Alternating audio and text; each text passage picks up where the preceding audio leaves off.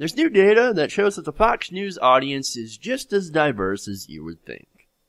Nielsen, which tracks what people watch and who they are, as part of its annual reporting, released the figures on the racial breakdown of cable news viewers.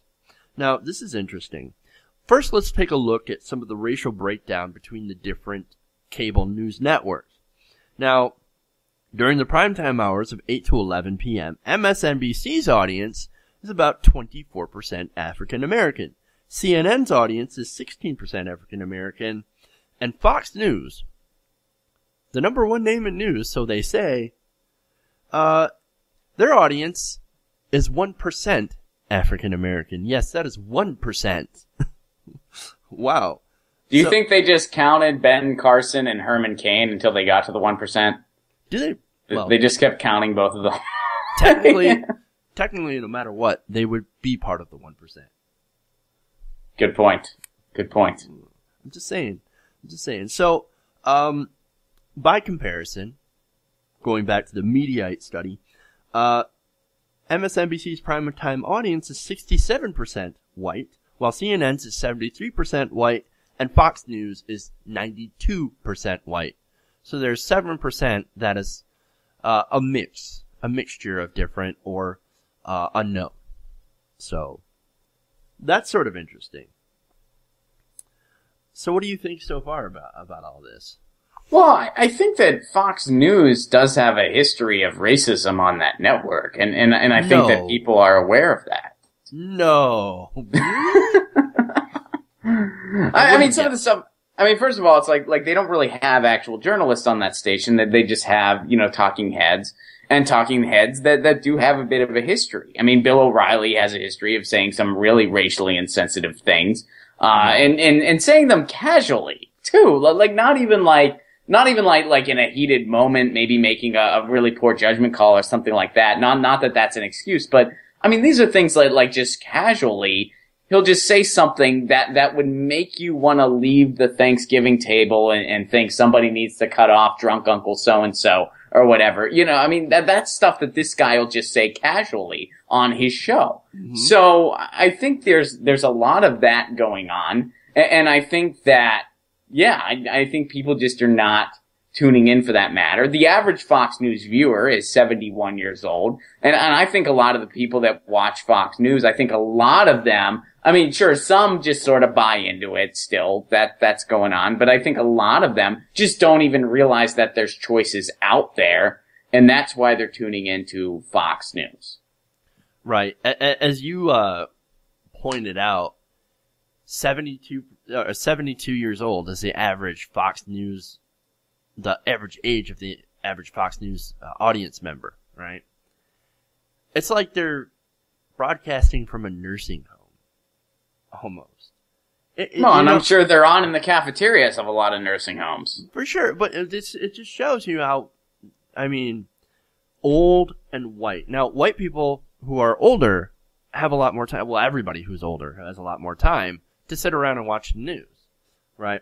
So I think a big majority of this, and it doesn't show the age breakdown, but other studies have, that older people in general watch more cable news than younger people. I mean, that already is a fact. Oh yeah, that's a big fact. I mean, amidst our generation and the younger generation, the millennials and younger, like the cable TV news ratings they're in the gutter. Like it's like the experiment's over almost. Right. Which I think isn't a bad thing.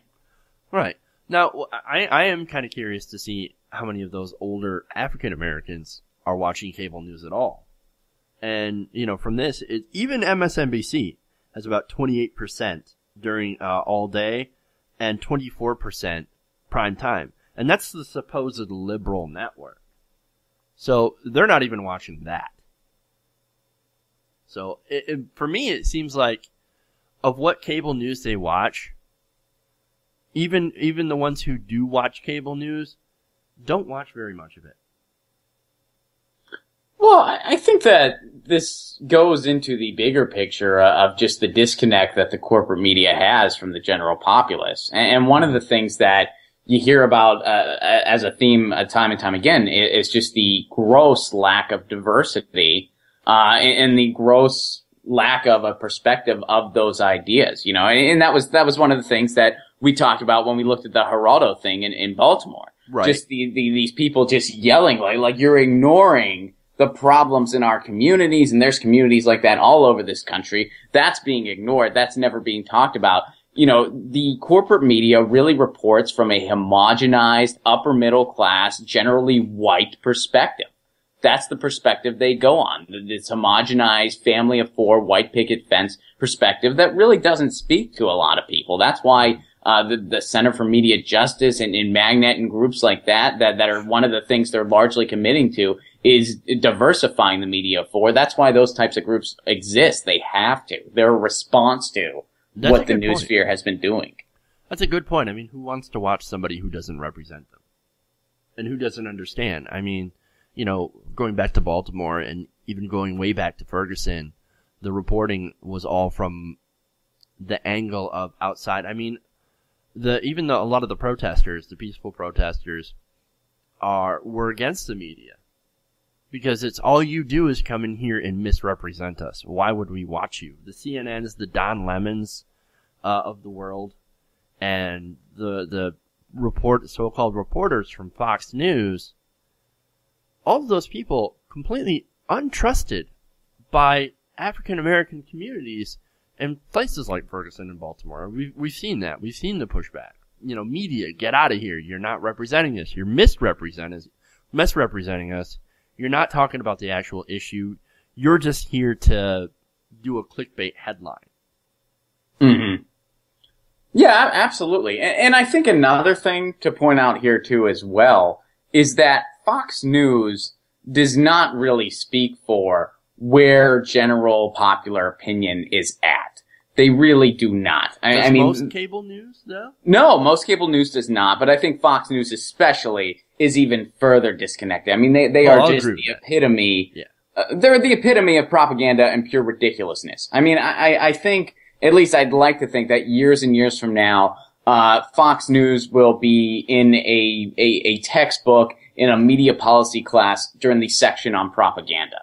And it will be seen as just a horrific experiment that did succeed on the micro level when they were around, but eventually people saw through it and realized that this is just a dangerous thing, and it was just a rich guy's wet dream that somehow got prominently displayed because they bought their way into it. That's the way it should go down. So I think a lot of people, and especially African Americans, Black, and pretty much any minority group, I would say, right. They realize that because they're the ones that are marginalized the most, by that network. And even like women, I mean, the way some of the stuff on Fox News, the way it's so marginalizing to women, it's just unbelievable that on a major network, this stuff is just being parroted and talked about with no resistance whatsoever. I mean, the other day, that one guy, the psychologist guy, his name's escaped me off the top of my head, but I did a video. Diablo? I think it might have been him. The name's not coming to me off the top of my head, Jeff, but the guy pretty much came out and said that a man should be able to veto a woman's decision to get an abortion if he says he's going to take care of the kid once it's born. And he said that it should be a joint decision. So basically what this guy said, he pretty much said that a joint decision in his mind means that a man gets a vote, a woman gets a vote, and the man's vote can override the woman's vote if their vote is different. So next time you and your wife are having a disagreement, Jeff, be like, hey, do you want to settle this Fox News style? And if she agrees to it, that means you're going to get your way if you guys are disagreeing. Yeah, already I veto you. We're going to go to dinner here. We're going to go to, yeah, right. I'm going to use my veto power now. Like, what do you mean? Like, you agreed to the Fox News policy. Yeah. Sorry. That's what this guy said. There were other females on this panel. None of them were like, whoa, time out. And that's commonplace. Yeah, that is network. Such a good point.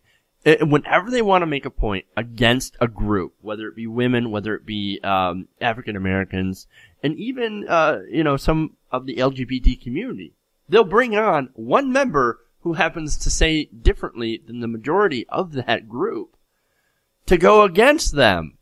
Well, and by one member, you mean somebody that's part of their network that's getting a paycheck that really doesn't care. They're just there to parrot those points. Exactly. And a lot of these, the Megyn Kellys and those types of people, I often, when I hear them speak, I'm like, how do you justify this to yourself? Like, I don't I imagine them just staying up really late at night, going through levels and levels of justification and thinking, how can I justify what I'm doing? Then they look at their bank account and they'll be like, okay, that's how. Yeah, exactly. Here's what I see when you ask that question. How do I sleep at night?